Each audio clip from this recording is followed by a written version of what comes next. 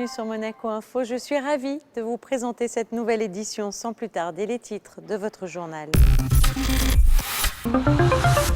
Focus sur la deuxième édition des trophées de l'entrepreneuriat de la JCE.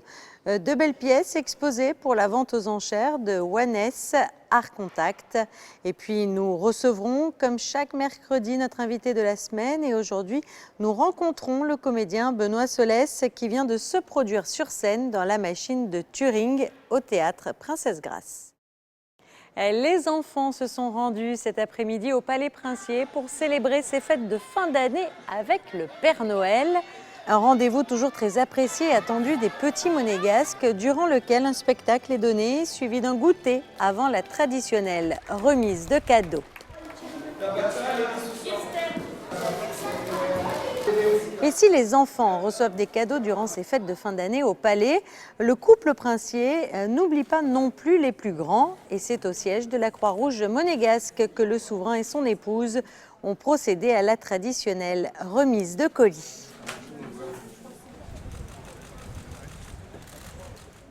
Retour sur la seconde édition des trophées de l'entrepreneuriat organisée par la Jeune Chambre économique de Monaco. La cérémonie s'est déroulée mardi soir. Sandrine Nègre et Thomas Deus y étaient, leur reportage.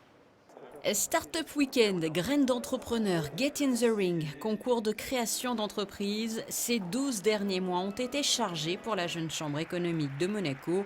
Au cours de ce rendez-vous, les lauréats de ces différentes opérations ont ainsi été récompensés. Cette deuxième édition des Trophées de l'entrepreneuriat, elle permet aujourd'hui de mettre à l'honneur toutes des actions qu'on mène tout au long de l'année. Beaucoup de personnes aujourd'hui en comprennent aujourd'hui ce qu'on est capable de faire, la Jeune Chambre économique de Monaco. Aujourd'hui, c'est valoriser ces startups, ces futurs entrepreneurs de la principauté et aussi de l'extérieur qui vont venir essayer de s'implanter ici à Monaco. Quels ont été peut-être les atouts et les qualités des uns et des autres pour se distinguer ? Aujourd'hui, on touche vraiment différents panels de personnes, puisqu'aujourd'hui on va du grain d'entrepreneur, que ça va être de l'étudiant, donc c'est vraiment des sujets qui sont tous différents, puisqu'on peut très bien avoir création de société, mais aussi d'événements. C'est la volonté de grain d'entrepreneur de leur donner l'envie d'entreprendre. Après Startup Weekend, ils sont, on va dire, de plus en plus sur les nouvelles technologies. On va être sur les applications, ces typologies, et c'est souvent ce qu'on retrouve dans nos événements. Et puis quelques-uns quand même qui reviennent sur quelque chose de terre à terre, avec des sociétés qui sont vraiment plus manuelles, artisanales, qu'on retrouve de plus en plus ici dans nos événements. Et des domaines très divers comme l'écologie ou l'emploi grâce auxquels des entrepreneurs se sont distingués. Toutes et tous ont été animés par l'envie d'entreprendre, de développer leur réseau d'affaires et surtout leurs compétences. C'est notre volonté aujourd'hui. Notre volonté, elle est justement d'attirer, que ce soit des startups, des partenaires, de la visibilité, mais aussi des membres, parce qu'aujourd'hui, on a besoin de membres pour créer justement toutes ces actions. Et on veut vraiment donner cette image d'entrepreneuriat, de développement économique, vraiment pour valoriser l'écosystème ici en principauté. La Jeune Chambre économique de Monaco qui poursuit aussi d'autres objectifs comme celui de la création perpétuelle de nouvelles opportunités de business et le développement du leadership. Onnes Art Contact a organisé une réception il y a quelques jours de cela dans le bel écrin de l'hôtel Hermitage. Un rendez-vous durant lequel bijoux, montres et sacs à main de luxe étaient présentés avant d'être mis aux enchères. Reportage. En 2017, Art Contact, une galerie d'art basée à Monaco, et Onnes, la plus grande maison de vente aux enchères en Italie depuis 2001, ont décidé d'œuvrer main dans la main en s'adressant à des collectionneurs internationaux et très sélectifs. Un partenariat qui connut très vite un franc succès, et c'est dans la salle Belle Époque que des pièces exceptionnelles étaient présentées il y a quelques jours de cela à des connaisseurs chevronnés. Maroquinerie, horlogerie, parures, des pièces rares et très recherchées comme une bague en saphir, platine et diamant, la pièce maîtresse de l'exposition estimée à plus de 200 000 €. Il s'agit d'une véritable passion pour nous. C'est très intéressant, vous savez, de mettre en contact nos clients et des collectionneurs venus du monde entier et de plus en plus demandeurs, effrayants de nouveautés et à la recherche de pièces uniques. En fait, nous nous servons d'intermédiaires entre ces deux univers. Aujourd'hui, nous présentons 435 pièces de joaillerie uniques, 55 montres exceptionnelles et 27 sacs. D'ailleurs, c'est une première pour nous. Oneness et Art Contact ayant ouvert un nouveau département, c'est donc la première fois que nous proposons des sacs à main et des bagages de luxe. Réalisé avec une série de cylindres en cristal de roche et de rondelles en diamant, un collier issu des années 70 de la maison Bulgari et son pendentif en forme de temple oriental avec idéogramme chinois a lui aussi attiré tous les regards. Au total, ce sont 517 pièces qui ont été présentées et mises à prix aux enchères les 16 et 17 décembre dernier. Écoutons à présent l'entretien réalisé par Sandrine Nègre avec notre invité de la semaine, le comédien Benoît Solès, qui était au théâtre Princesse Grace pour sa pièce La machine de Turing. Merci à vous de nous accorder ces quelques instants sur Monaco Info et sur cette scène. Merci à vous de m'accueillir. Je voudrais d'abord, toute première question, recueillir un petit peu vos impressions. Comment vous sentez-vous à quelques instants de cette représentation ? Ah, vous savez, j'ai beau avoir joué la pièce peut-être bientôt 400 fois. À chaque nouvelle représentation, il y a un enjeu. Il y a l'enjeu de raconter cette histoire avec la fraîcheur de la première fois. Vous savez, c'est Michel Bouquet, je crois, qui m'avait dit un des talents de l'acteur, une de ses missions, c'est de jouer tous les soirs comme si c'était la dernière fois. C'est intéressant parce qu'on est des gens qui refaisons beaucoup. Mais le spectateur, les gens ce soir qui sont aux Princesse Grace, ils vont voir le spectacle pour la première fois. Donc moi, je les accompagne dans cette première fois. Donc c'est tous les soirs la première fois. Donc il y a le trac. Comment pourriez-vous décrire justement cette pièce, cette machine de Turing ?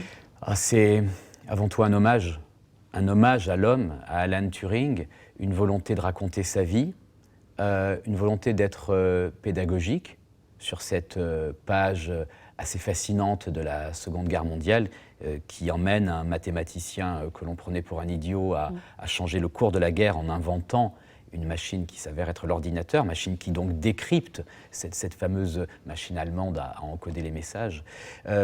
C'est un hommage à sa vie et au-delà de lui, c'est un hommage à toute forme de différence. Le message de la pièce, c'est « soyez vous-même ». Revendiquer vos différences. Et la pièce, à cet égard, pose des questions.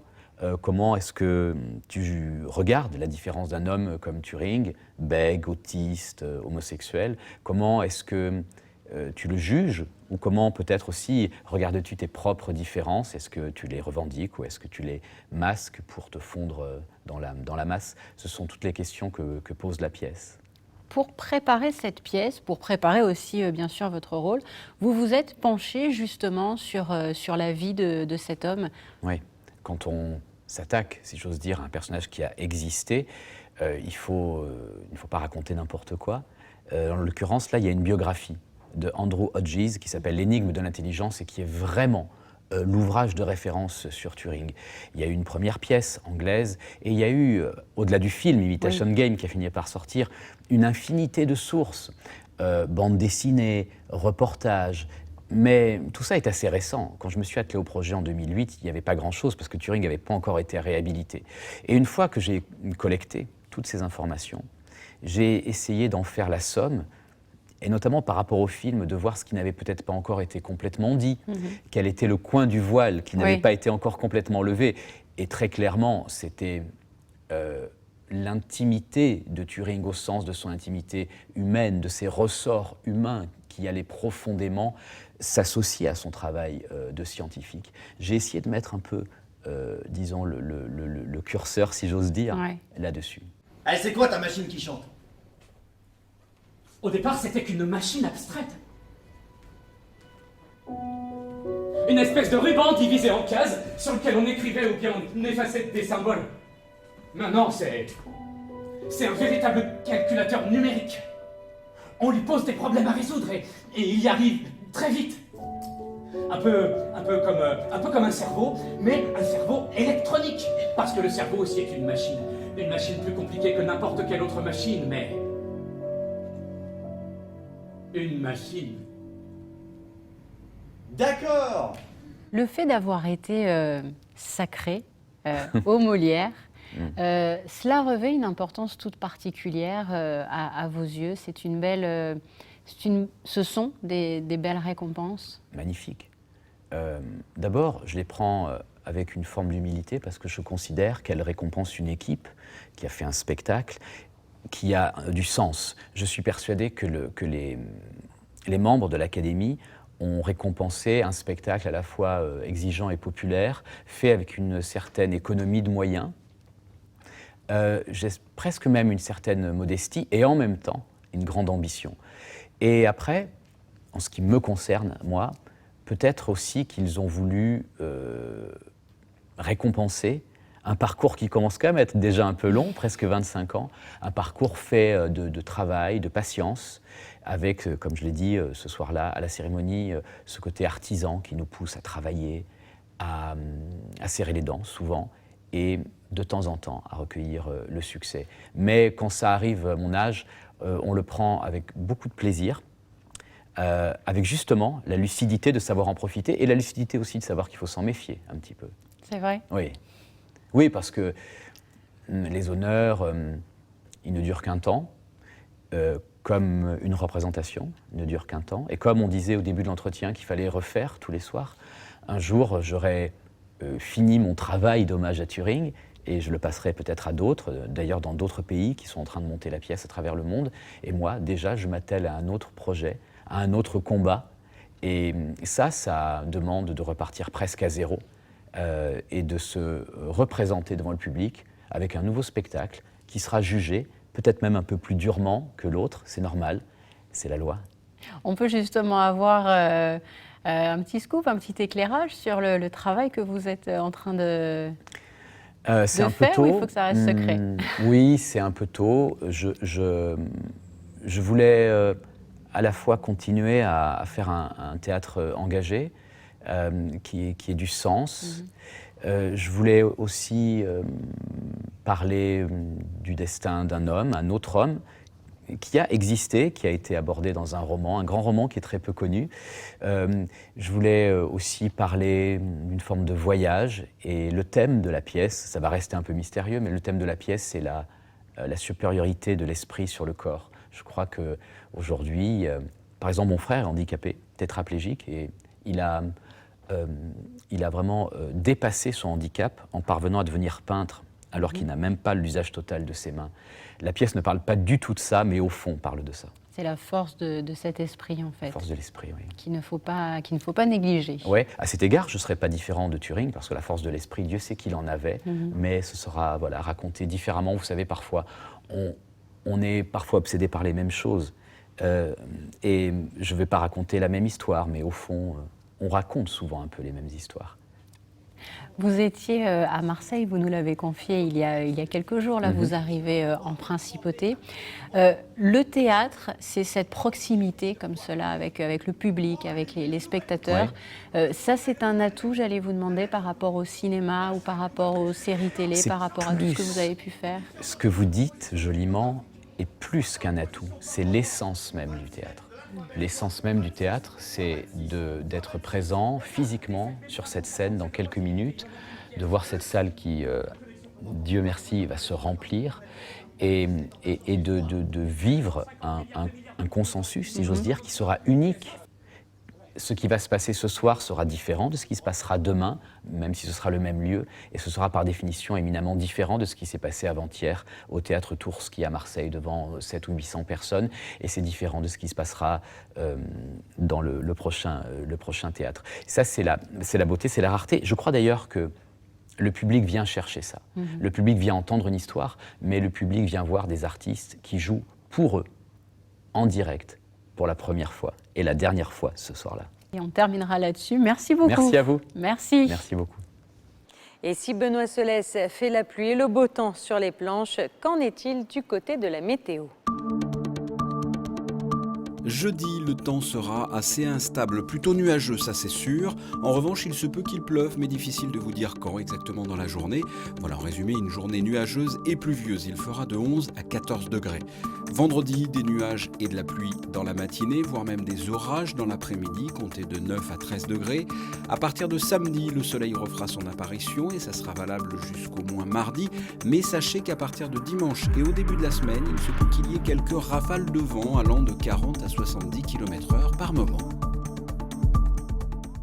Cette édition est à présent terminée. Merci de l'avoir suivi. Retrouvez tout de suite votre magazine Rendez-vous à Monaco, présenté par Christophe Pacaud. Il recevra cette fois comme invité Manu Katché. À très bientôt sur Monaco Info.